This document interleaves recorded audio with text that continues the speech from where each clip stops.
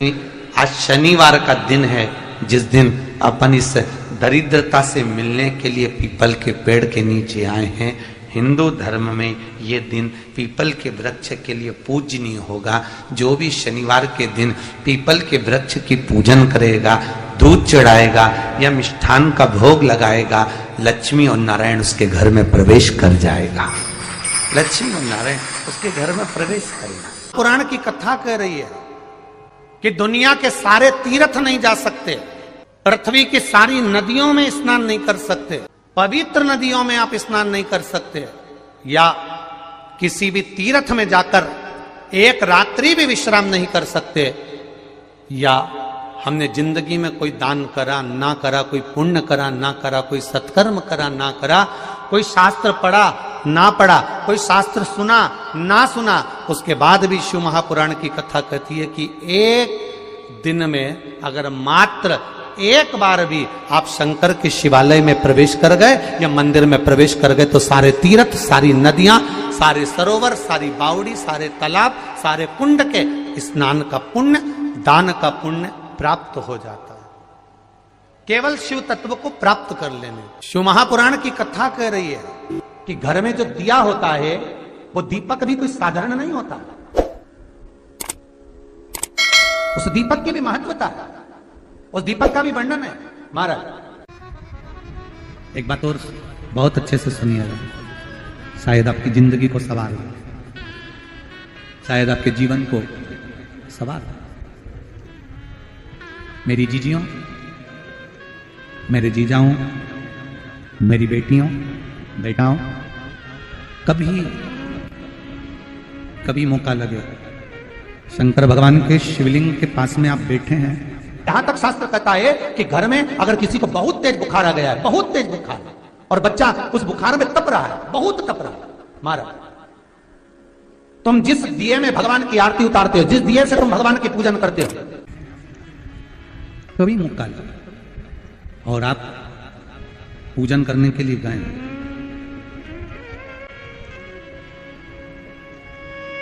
कभी पूजन करने के लिए, और आपको शंकर भगवान के शिवलिंग के पास में या शंकर भगवान के शिवलिंग के ऊपर कनेर का अगर पीला फूल देखा है ना आप लोगों ने, अरे बोलो तो जम के, देखा है? कनेर का यदि पीला फूल शिवलिंग के आसपास में या शंकर भगवान के ऊपर कहीं रखा हुआ भी दिख जाए, विषम परिस्थिति हो, बहुत हिम्मत ना हारते हो, तभी भगवान अकेले में एकांत में आप पहुंचे उनके पूजन के लिए, कनेर का पुष्प वहां रखा है, चाहे वो जलाधारी पर रखा हो, चाहे वो शिवलिंग के पास में रखा हो, शिवलिंग पर रखा हो, उस कनेर के पुष्प को अगर आप 5 जगह का स्पर्श कराकर अपने हृदय की बात कहकर वापिस महादेव को समर्पित कर देते हो, तो भी मेरा महादेव तुम्हारे दुख का निवारण कर देगा। अब वो 5 स्थान, वो 5 स्थान, पहला गणेश जी का जो स्थान होता है वह जगह, दूसरा षडानंद कार्तिक, तीसरा अशोक सुंदरी वाला स्थान, चौथा जलाधारी जो ऊपर से बूंद बूंद जल नीचे गिरा रही है, जया, विषहरा, शामली बारी, दौतली, देव, शंकर जी की 5 बेटियों का, और 5वें नंबर का है शंकर भगवान के, जो कैसे वर्णन किया जाए, त्रिशूल के 3 भाग होते हैं। करें दर्शन आप लोगों ने, ये से सामने त्रिशूल लगा है, इस त्रिशूल के ऊपर देखेंगे तो 3 भाग दिख रहे हैं, नजर आ रहे हैं सबको? त्रिशूल का जो 3 भाग होता है, उस 3 भाग का जहां ज्वाइंट होता है, जहां मिलता है, एक जगह पर देखो तीनों भाग एक जगह पर मिले हुए, 3 भाग का जहां मिलन होता है, 5वां स्थान, ये 5वां स्थान, यहां पर स्पर्श कराकर शिवलिंग पर अपनी कामना कर कर श्री शिवाय नमस्तुभ्यम कहकर बाबा से अपने मन की बात कहकर जो समर्पित कर देता है, हम 3 महीना भी नहीं कहेंगे, हम तो कहेंगे अगर ज्यादा दुख है 3 दिन इंतजार करना, मेरा बाबा उस दुख को मिटाएगा। 3 महीना बहुत दूर, पर करना है दिल से। और कई तरह के दीपक होते हैं, और दीपक का भी विधान वर्णन किया गया, उस दिए का भी वर्णन किया गया। यहां तक शास्त्र कहता है कि घर में अगर किसी को बहुत तेज बुखार आ गया है, बहुत तेज बुखार, और बच्चा उस बुखार में तप रहा है, बहुत तप रहा है, मारा, तुम जिस दिए में भगवान की आरती उतारते हो, जिस दिए से तुम भगवान की पूजन करते हो, उस दिए की बत्ती को नीचे डाल दीजिए और उस दिए को पानी की बाल्टी में धो दीजिए। कौन सी बाल्टी में? जिस बाल्टी के पानी से आप बच्चे को स्नान करा सको। मारा, केवल भगवान पर से ले जाकर, पास में से ले जाकर उस बाल्टी में थोड़ी देर डाल दो और उस बाल्टी के पानी से उस बच्चे को स्नान करा दीजिए। 15 से 20 मिनट, आधा घंटा लगेगा बच्चे का। बड़ी बेचैन दिख रही हो तुम, क्या बात है? पार्वती जी कहती है, देवव्रत, कश्मीर प्रदेश का एक भक्त देवव्रत बेलपत्री के वृक्ष के नीचे बैठकर आपका मंत्र जाप कर रहा। मैं आपको जगाना नहीं चाहती थी, पर बेलपत्री के वृक्ष के नीचे लक्ष्मी झाड़ू लगाती है, सरस्वती वीणा बजाती है, इंद्राणी उस बेलपत्री के वृक्ष के नीचे जल का सिंचन करती है, 33 कोटि देवी देवता उस बेलपत्री के वृक्ष की जड़ में विराजमान होते हैं।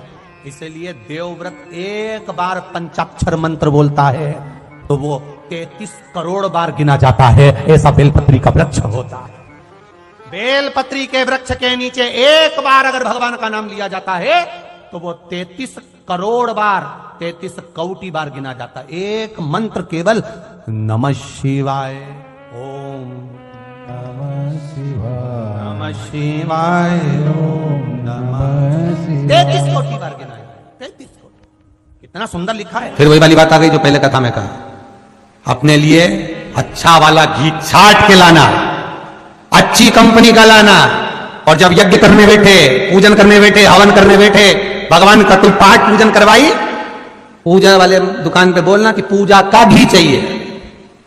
तो वो पूजा का सामान बेचने वाला भी तच्चतुर था, उसने पूजा का ही घी दिया। तो इन्होंने पूछा, भैया ये घी कितने का? तो क्या 80 रुपए का? तो 80 रुपए का आधा किलो? तो क्या पूजा का है? भारत की भूमि पर इस मृत्यु लोक में, पूरे विश्व में ऐसे कई घर हैं जिनके घर में गुजारा करने के भी आफत है। पहनने के कपड़े नहीं, किसी के यहां पर भोजन नहीं, किसी के यहां जमीन नहीं, किसी के यहां दुकान नहीं, कोई कोई पूरी जिंदगी किराए के मकान में निकाल देता है। नहीं,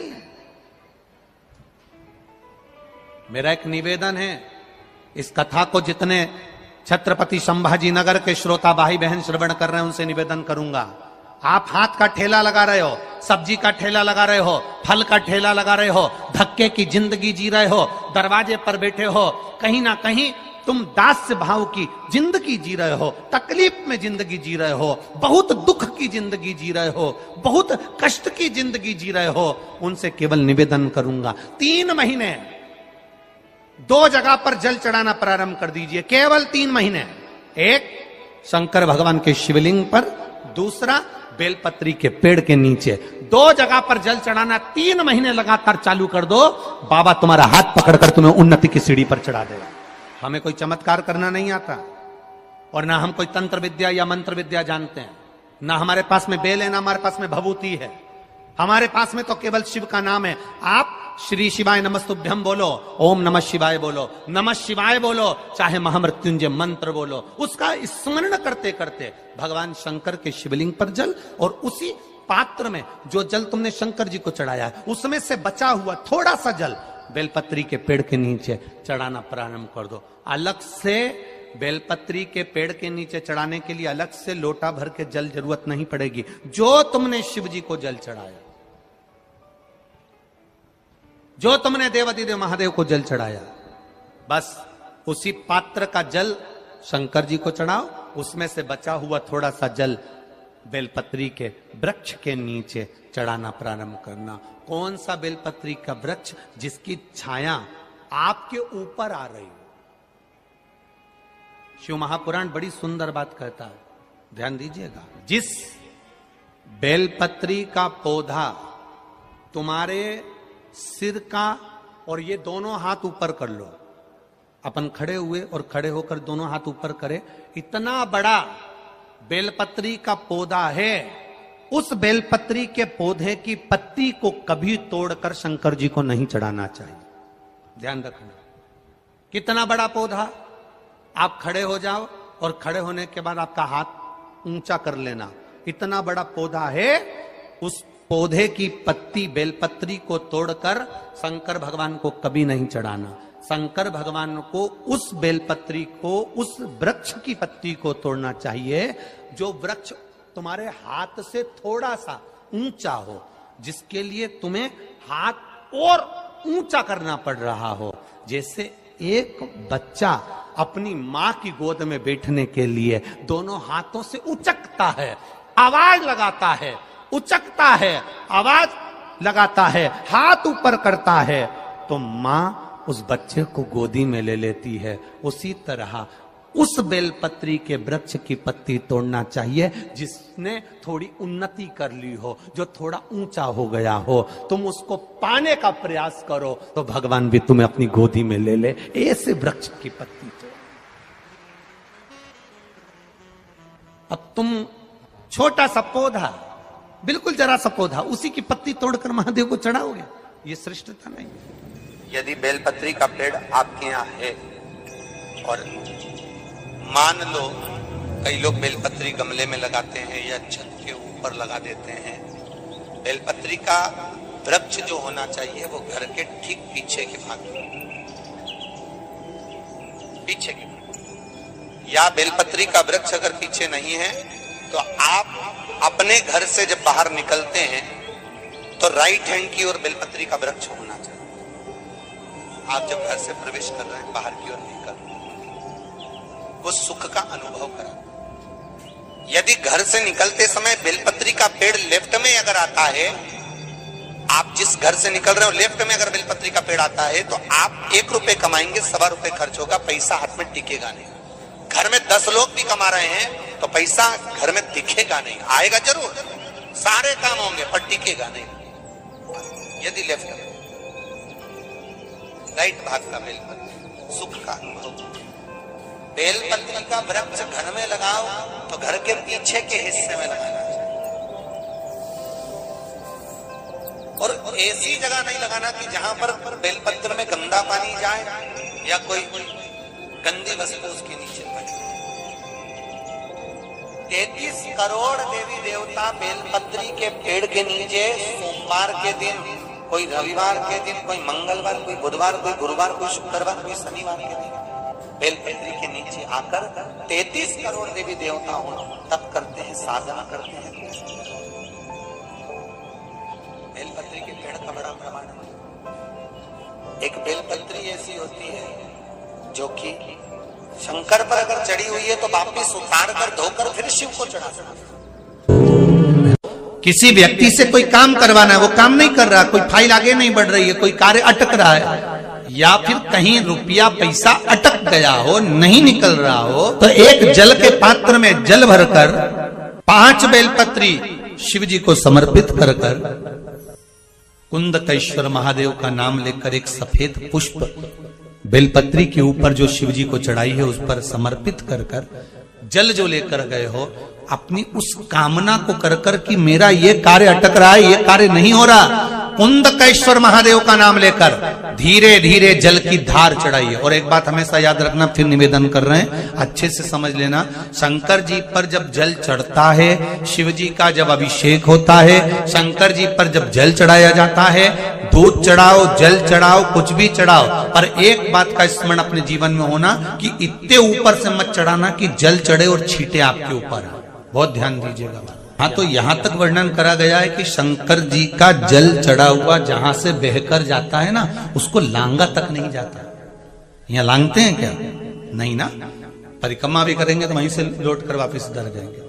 शिव जी का जहां से जल बहकर जा रहा हो, चढ़ा हुआ जल जहां से बहकर जा रहा हो, उसको लांगा तक नहीं जाता। और कई लोग बड़े बड़े आनंद में शंकर जी पे इतनी ऊपर से जल चढ़ाएंगे तो वो छींटे पूरे अपने ऊपर आना चाहिए, शरीर पर आना चाहिए। नहीं नहीं, उसका दोष है महाराज, उसका दोष है। आप भगवान को अगर जल चढ़ाओ, दूध चढ़ाओ, तो मान लो अगर जैसे एक सरल भाषा में समझ लो और अच्छे से, कि जैसे ये शिवलिंग है, शंकर जी का ये शिवलिंग है। और आप जल चढ़ा रहे हो तो इतनी ऊपर से छोड़ोगे तो पानी का छींटा तो अपने ऊपर आएगा, पर वही जल, वही दूध, वही सामग्री आप शिवलिंग से थोड़ी सी दूरी बनाकर अगर आप समर्पित करेंगे तो बाबा उसको स्वीकार भी करता है और आनंद की अनुभूति भी होती है, कार्य में सिद्धता भी आती है, कार्य में उसकी सिद्धता भी होती है।